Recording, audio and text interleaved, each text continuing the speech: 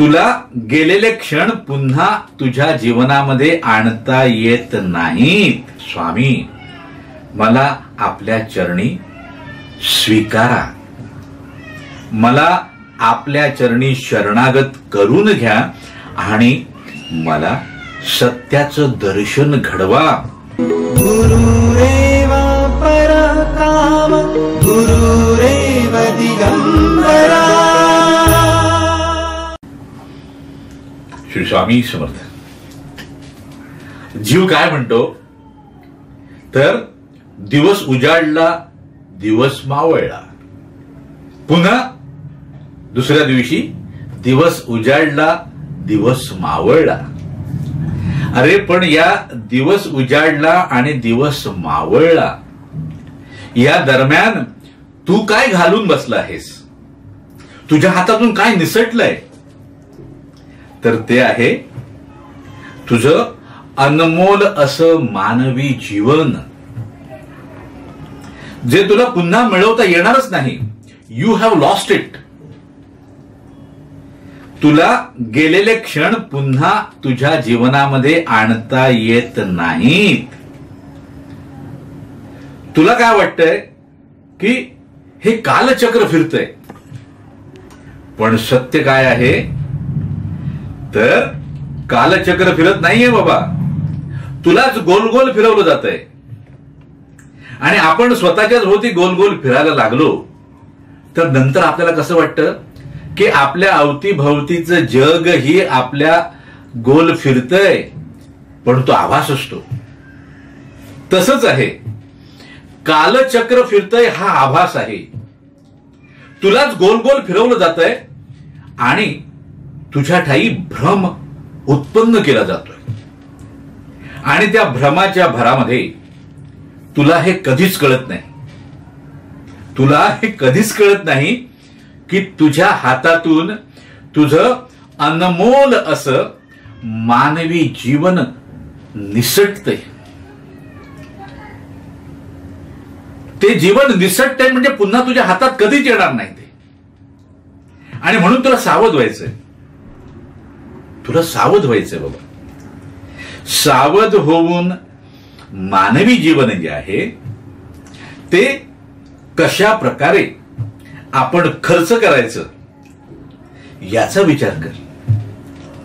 अन्यथा ते तुझ्या हातातून निसटून जात आहे.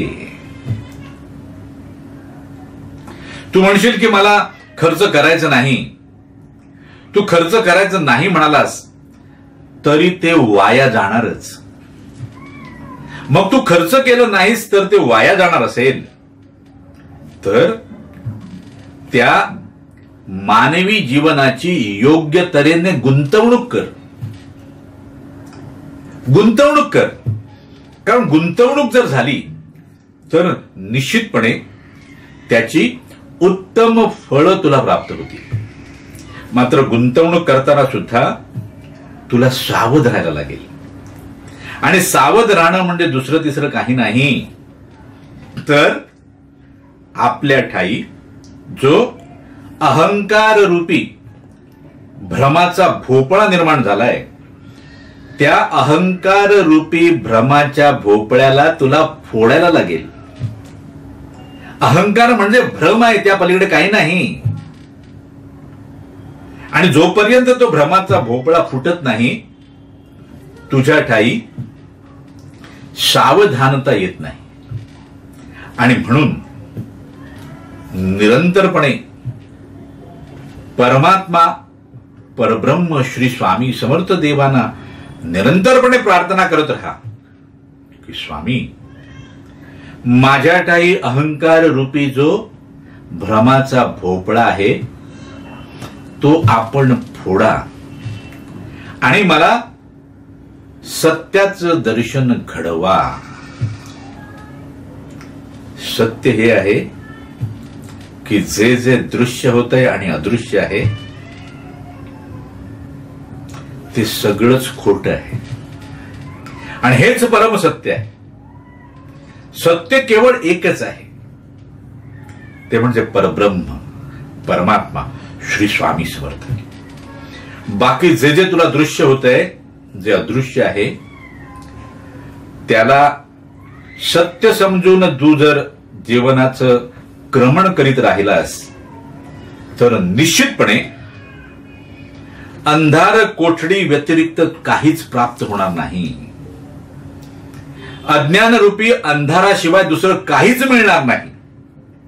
म्हणून ज्ञानाचा प्रकाश प्राप्त करायचा असेल आणि सत्याचं दर्शन घडायला हवं असेल तर श्री स्वामी समर्थ देवांना शरणागत हो आणि त्यांना प्रार्थना कर, स्वामी मला आपल्या चरणी स्वीकारा, मला आपल्या चरणी शरणागत करून घ्या आणि मला सत्याचं दर्शन घडवा.